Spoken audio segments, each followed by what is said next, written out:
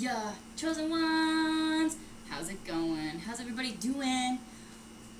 I'm doing great. I hope you're doing great.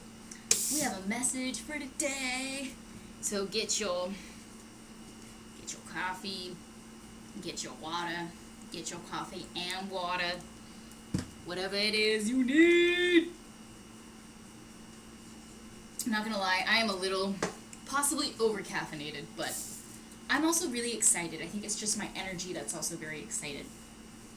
I can feel in my spirit that God is about to show up and show out for his chosen ones, his favorite children, for those who have been doing right. So the title of this message is God is about to show up and show out for his favorite children. So if you know that you've been sowing good seed, you're about to reap that good seed back, like tenfold. And it's just the time for chosen ones, for us to shine. It just is. It's the new kingdom and the new earth. We're here and we're powerful more than ever. There is one verse coming to mind that I felt like I should have written down.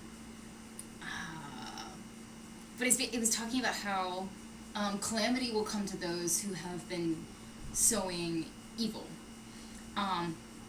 So whoever's been coming against you, whoever's been opposing you, whoever's been speaking witchcraft onto your life, evil energy, evil eye, etc., that's about to come crashing down, and they're about to see calamity. Was it in Deuteronomy? It was. But, yeah, man. Welcome to the Kimberly Ponce channel, where we talk about awesome things literally all the time. And yeah, man, for some reason I got these numbers that are popping out at me. I went into the store today, and on the receipt, the number that showed that totally stuck out to me was 4466. And then when I was writing the notes for this message, and by the way, this is going to be like a short message because it's just like sweet and straight to the point, and then I got to get my second workout in for the day. And I got dinner cooking on the stove, bro. And it's going to be super yummy. It's going to be super yummy.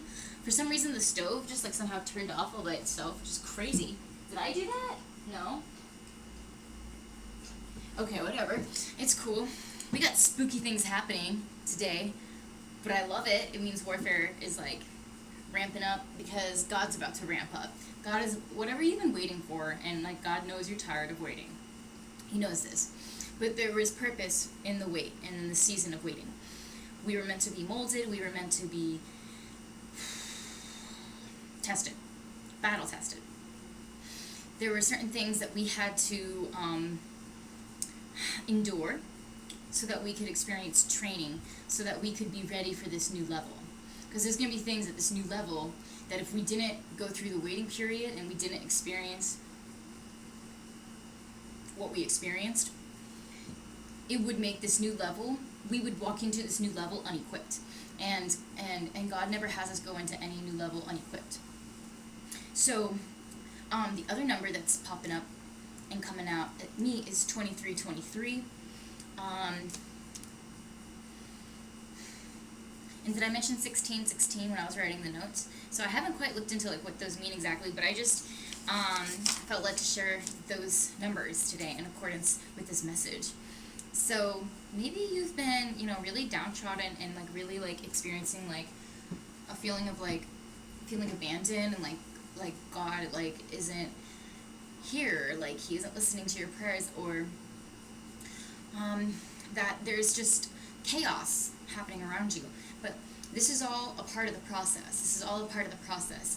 And oftentimes when we feel like God is silent, it's more than likely the case that he's working really hard for you in the background, behind the scenes, to prevent any calamity or any strife in your current life that your adversaries may be scheming or plotting.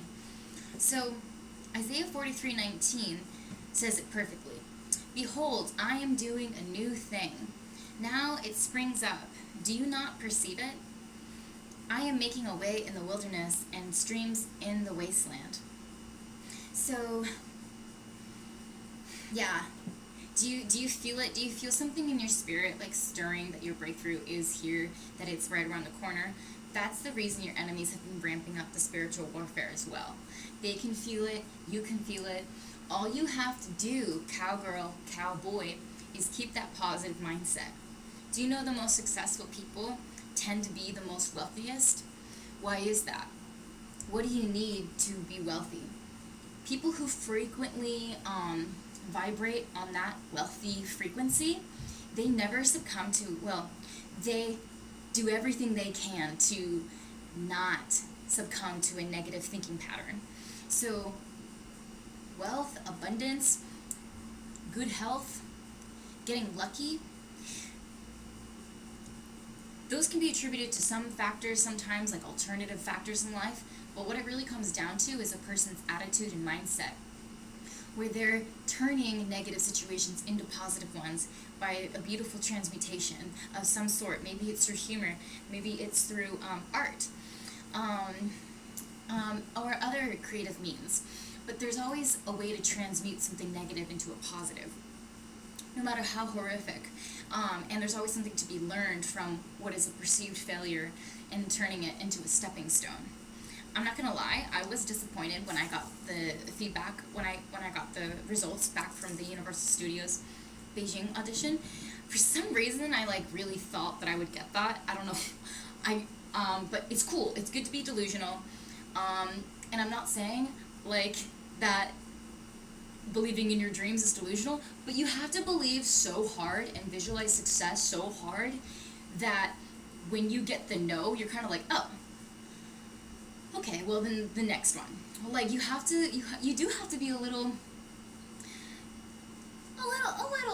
you really have to believe that things are going to happen, or that something good is going to happen, and it might not be this one opportunity or the other, but as long as you keep up that positive thinking and those patterns, nothing can really get you down in the gutter, down in the trenches.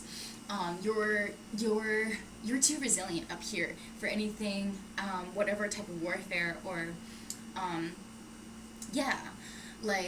strategies that the adversary comes up with to get at you, to bring your mood down.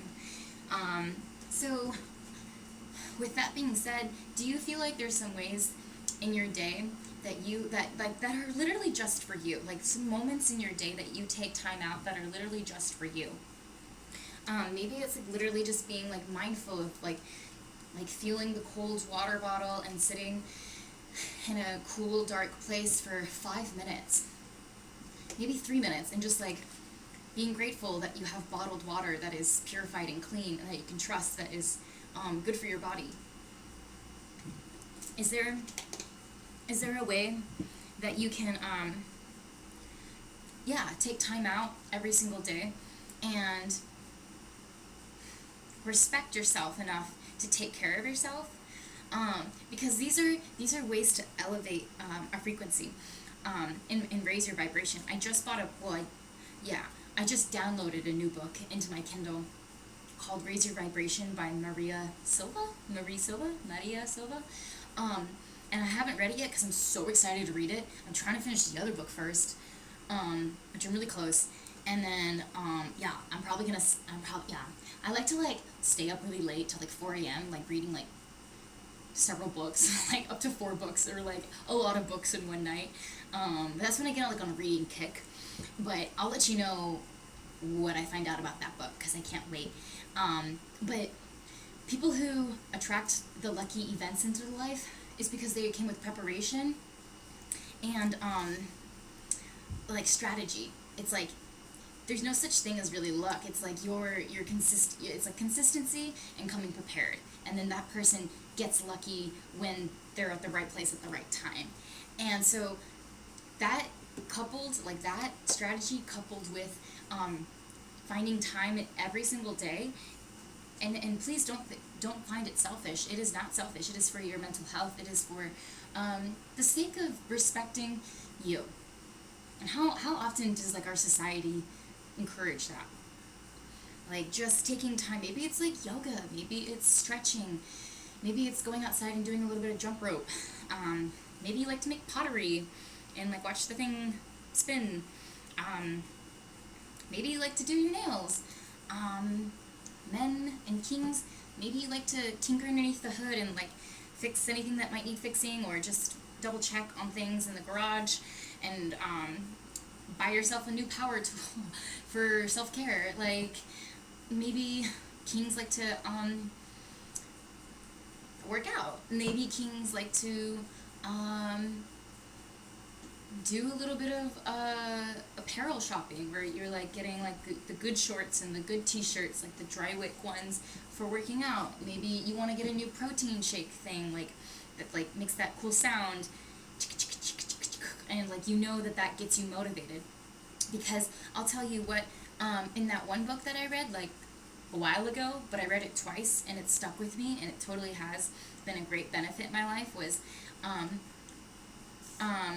it was by Trip Lanier, and it was How to Become Dangerous, or like read this book and it'll make you dangerous. But it's like finding habits in your day and understanding that a little bit each day adds up. And so there's usually a cue for a positive habit that you've created. And that cue, for example, like can be like the sound of that protein shake, when you hear like it moving around and you hear the ball and the ice kind of like moving in the shake. That can be a cue for okay, now I'm going to do my workout for the day. And then there's usually a reward for every time you do finish an activity that is just for you. But all of these create more and more productive energy. And so the way that you make sure that you're on a frequency to attain wealth and to attain abundance and money in your bank account is always there, is to keep that like really productive energy where you have those habits every day, where there's a cue. For me, it's like putting out the workout clothes like the night before and like hanging it up. So then when I see it, I'm like, okay, like I'm not even gonna think about it. It's like just get into that next outfit, and then the next time you do it, it's without thought. And that's the point that we're trying to get to, where you're doing these really good habits without thinking about it too much.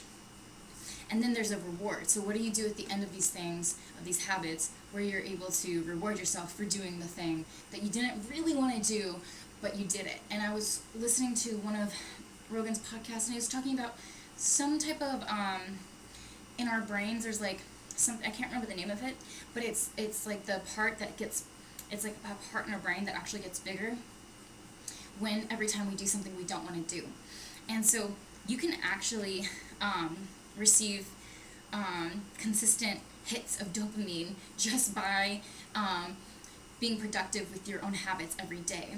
And finishing a task is like the same feeling of kind of buying something. You can trick your mind doesn't know the difference, so you can trick your mind into consistently receiving dopamine hits with your own body, with no drugs and no alcohol, and just healthy habits of following through on the things that sometimes you don't really want to do, but you know it's best for you. And when we keep up this positive and productive energy, we're telling God and we're telling the universe, hey, I'm ready for more, I can handle it, the plate is here, go ahead and add it onto the plate, I'm ready for it. And that's why you can kind of feel it, you can perceive this new thing God's about to do, because whoever's catching this, it's not a coincidence. You have been doing the work, you've been very good, you've been very consistent about what it is that you're like, I need to do this, and it feels good when I do this thing. God sees that. God sees your sacrifice, God sees your hard work. It's labor, and it's not going unnoticed. Isaiah 55, 8-9 is what I'll leave y'all with. For my thoughts are not your thoughts, neither are your ways my ways, declares the Lord. For as the heavens are higher than the earth, so are my ways higher than your ways, and my thoughts than your thoughts. Peace out, chosen one.